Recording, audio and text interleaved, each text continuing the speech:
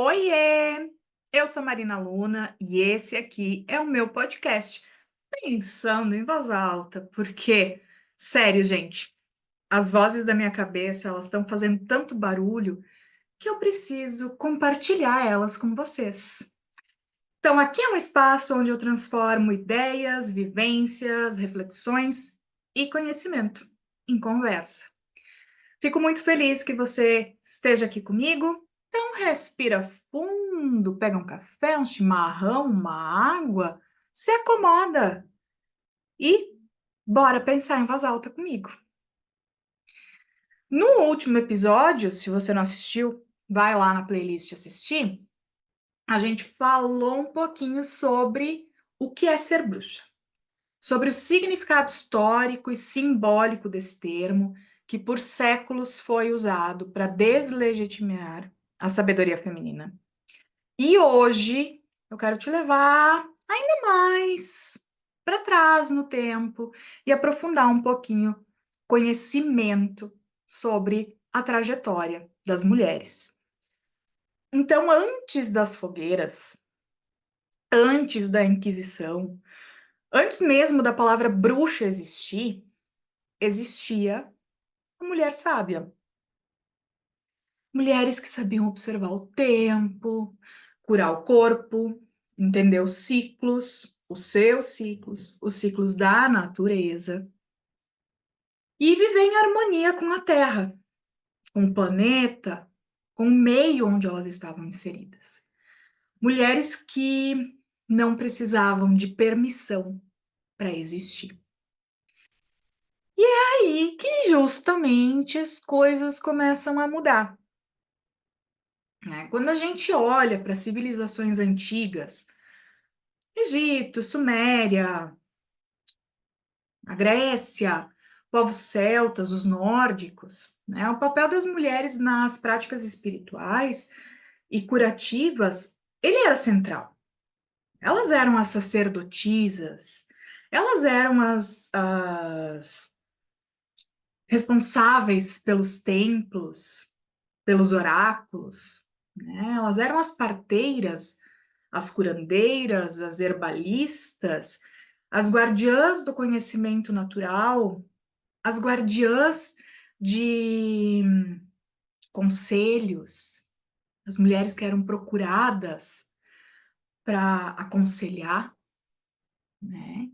Então, tudo que tinha nesse meio, medicina, religião, filosofia, elas não eram separadas como são hoje. Elas aconteciam, né? E aí o conhecimento era vivido de uma forma integrada.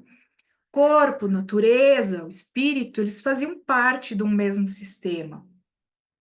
E essas mulheres, elas observavam o comportamento das plantas, dos ciclos da lua, das estações, das relações entre a colheita e as estações, né? Sobre épocas de chuva, de seca. E foi assim que nasceram as primeiras formas de cura, os primeiros passos da agricultura, né? Os primeiros rituais. Ser sábia nesse tempo, nesse período, não era uma escolha individual, mas ele era um papel social reconhecido e principalmente respeitado. Essas mulheres, elas eram literalmente as que sabiam. E em muitas culturas antigas, o feminino ele era associado ao sagrado, à fertilidade, à intuição, à renovação. E a figura da deusa mãe, ela representava a força criadora da vida. E a natureza, ela era vista como extensão desse poder,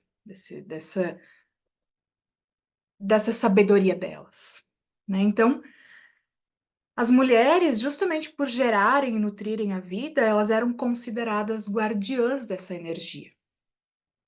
E o conhecimento que elas tinham sobre plantas, sobre partos, sobre a morte, então, sobre a vida e a morte, fazia parte de uma sabedoria espiritual e não apenas prática. O templo, o lar, a natureza eram lugares de saber e de poder feminino. Ser mulher era também um ato de conexão com o mistério, né? Então, a história da mulher ela é carregada de simbolismo. Só que esse equilíbrio ele começa a se romper com a ascensão das sociedades patriarcais e a ideia de hierarquia divina masculina. Por volta ali do segundo milênio antes de Cristo, começa um processo de transformação profundo nas estruturas sociais. E o poder passa das comunidades agrícolas e espirituais para sociedades militarizadas e centralizadas, em busca de maior expansão territorial, em busca de comércio, de relações com outros povos e outros continentes, né? E a figura da deusa, ela vai sendo substituída pela figura do deus. E o feminino, que antes representava a vida, passa a ser visto como algo instável, perigoso e emocionalmente inferior. E aí, quando o cristianismo se consolida na Europa, essa visão se intensifica. A mulher que antes era sábia, que era a ponte entre o humano e o sagrado, passa a ser vista como suspeita, como perigosa. E essa autonomia espiritual feminina ela é considerada uma ameaça a essa nova ordem religiosa, que vinha baseada na autoridade masculina e no controle do corpo. Então, a sabedoria feminina, que vinha da experiência direta com a natureza, começa a ser deslegitimada. Primeiro, como superstição, né, como uma crença que não tem nenhuma base forte, e depois como heresia.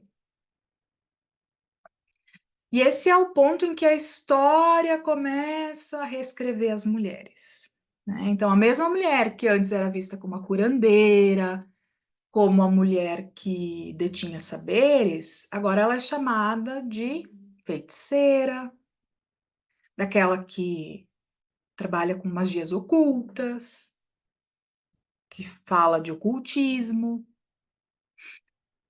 A parteira que acompanhava os nascimentos passa a ser acusada de usar magia, de manipular.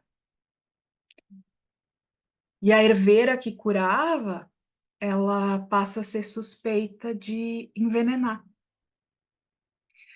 E aí o saber feminino que antes era coletivo e comunitário, ele passa a ser uma ameaça real a esse poder institucional, religioso e político.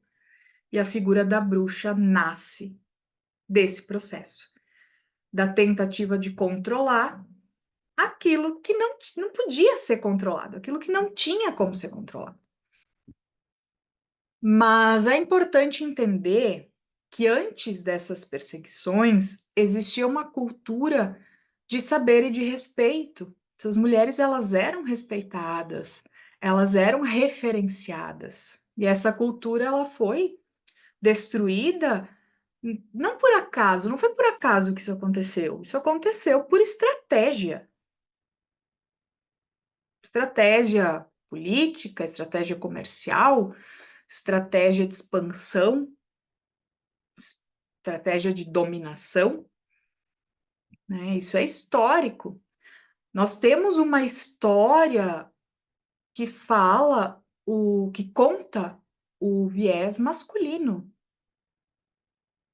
A gente não tem grandes referências femininas na história, porque não quiseram. Esses saberes das mulheres, eles foram interceptados e sumiram. Poucos resquícios existem, mas existem. E hoje a gente está tendo uma evolução nesse sentido, né? Então, essa mulher sábia, antes da bruxa, ela representa um modelo da sociedade que valoriza o saber empírico, o corpo, a intuição e o vínculo com a natureza, com o natural, com aquilo que vem do passar do tempo, da roda do ano, né? Daquilo que vai acontecendo. O filósofo Edgar Morin fala que o pensamento moderno fragmentou o saber. E essa fragmentação começou justamente quando a gente separou o ser humano da natureza. Quando a gente separou a razão da sensibilidade. Quando a gente separou o saber do sentir. Quando a gente colocou as coisas tudo em caixinhas diferentes. E foi setorizando. E essa mulher sábia, ela era o elo entre os diferentes saberes. Ela era o elo entre o humano e a natureza, entre a razão e a sensibilidade, entre o saber e o sentir. E aí a gente separou. A mulher é a sensibilidade, é a emoção, é o sentir. O homem é a razão, é o saber. E vamos botar tudo nas suas caixinhas e cada um que cuide do seu quadrado, tá? Tenho dito. Então, a mulher sábia, ela era o elo entre tudo isso. E talvez por isso, justamente por isso, que ela tenha sido silenciada. Porque ela lembrava que o conhecimento não é poder sobre o outro, mas é o poder com o outro. Ela unia e não separava. Então, antes da bruxa, havia a mulher sábia. E lembrar dela é lembrar de um tempo em que o saber era circular e não hierárquico, em que o corpo era templo e não pecado. É lembrar de um tempo em que o poder feminino era fonte de vida e não de medo. No próximo episódio, a gente vai falar sobre o que aconteceu quando esse saber passou a ser perseguido. Vamos falar de Inquisição e o nascimento do medo que moldou séculos de silêncio. Até lá, obrigada por estar aqui pensando em voz alta comigo. Se esse episódio fez sentido para você, compartilha com alguém que vai se reconhecer nessas reflexões. Se você quiser continuar essa conversa, me encontra lá no Instagram, @marinaluna.tarô. Obrigada por estar aqui, por pensar comigo e por permitir que os meus divertidamentes ecoem além de mim.